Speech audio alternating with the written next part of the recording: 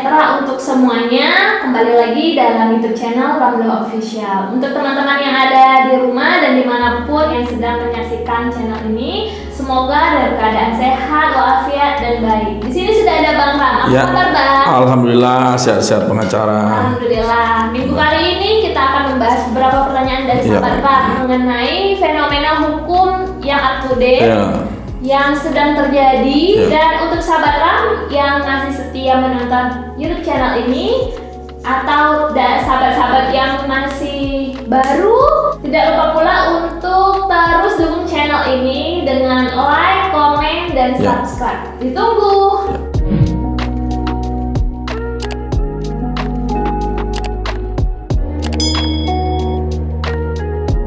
Terima kasih untuk sahabat Ram yang sudah mendukung YouTube channel kita. Kita akan kembali lagi dalam pembahasan yang baru nih, Bang. Ada sahabat Ram yang bertanya mengenai sertifikat elektronik. Untuk tanah. Jadi sahabat Ram ada yang bertanya mengenai peraturan terbaru ini, katanya surat tanah itu mau berbentuk elektronik ini, Bang.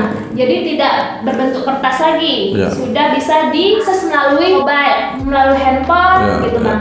Jadi apakah ada penarikan surat tanah yang dari awalnya sertifikat kertas ditukarkan menjadi sertifikat elektronik? Bagaimana itu, Bang, peraturannya? Ya, baik. Terima kasih kepada seluruh pemirsa yang masih terus menjadikan Ramlo Official sebagai wadah tempat bertanya dan meminta pendapat hukum tentang seputar masalah yang sedang dialami atau yang sedang diperbincangkan di masyarakat. Salah satunya tadi sudah disampaikan oleh salah satu pemirsa. Untuk yang ini saya cukup banyak meminta pendapat berkaitan tentang sertifikat elektronik, baik telepon, WA maupun email.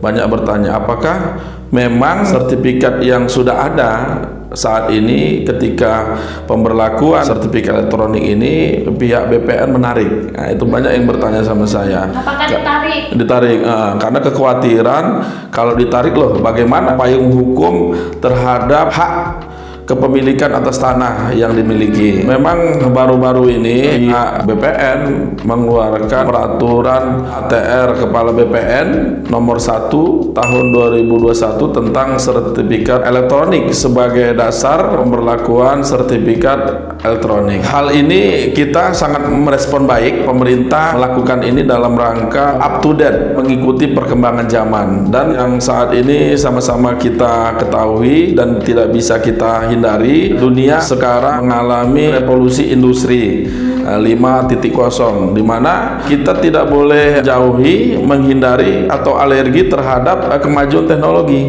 termasuk teknologi telekomunikasi seperti ini. Jadi semuanya yang dilakukan pemerintah ini dalam rangka mengikuti perkembangan zaman, dan saya kira ini sangat baik dalam rangka penghematan dan pengamanan hak kepemilikan atas tanah.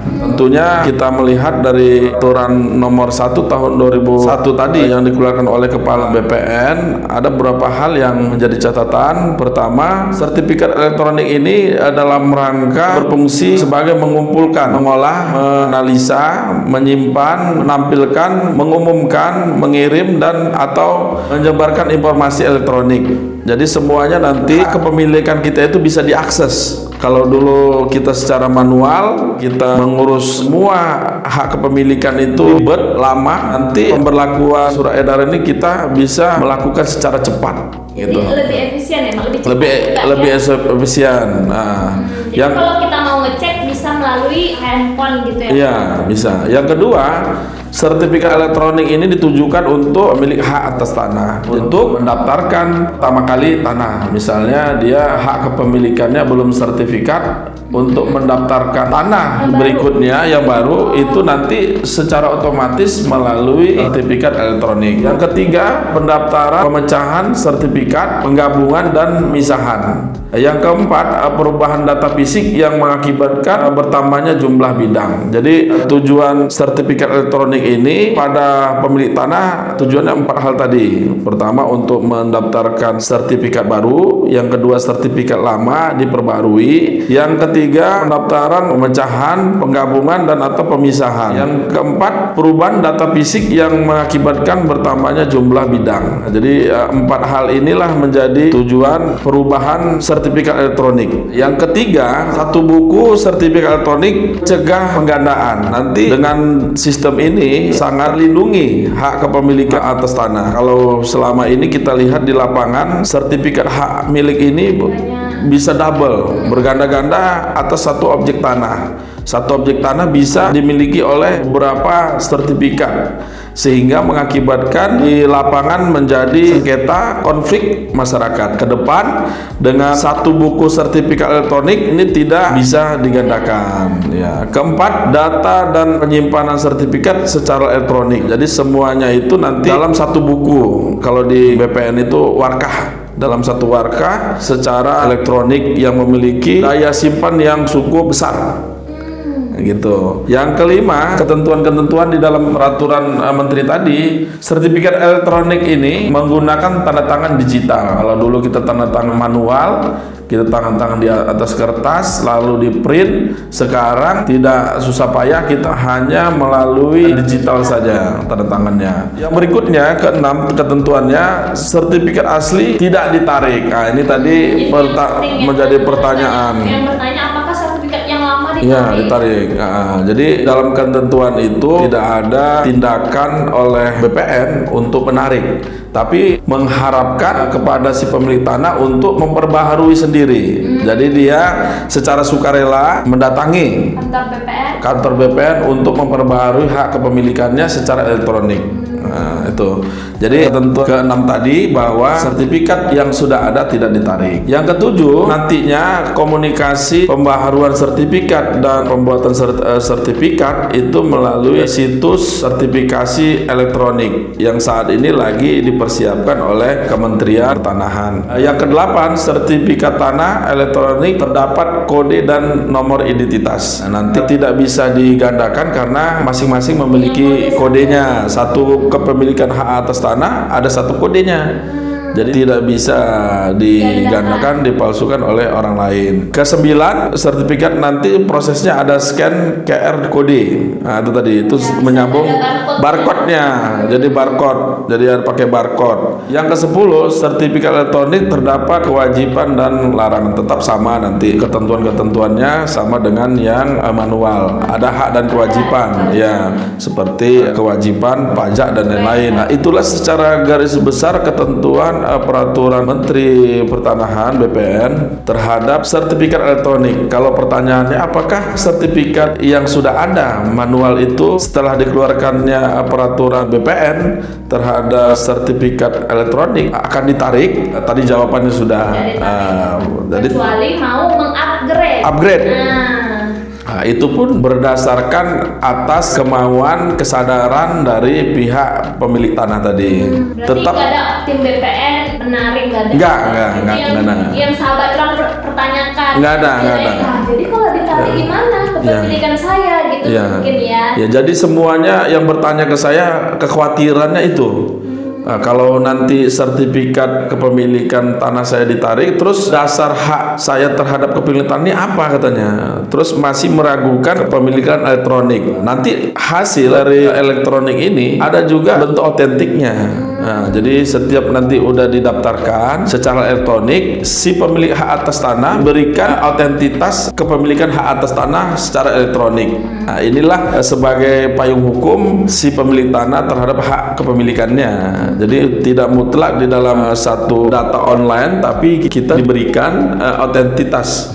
Mungkin nanti satu lembar yang dahulu kan banyak lembar. Mungkin keterangan itu akan dialihkan ke elektronik. Iya. Tentuan di mana letaknya. Iya.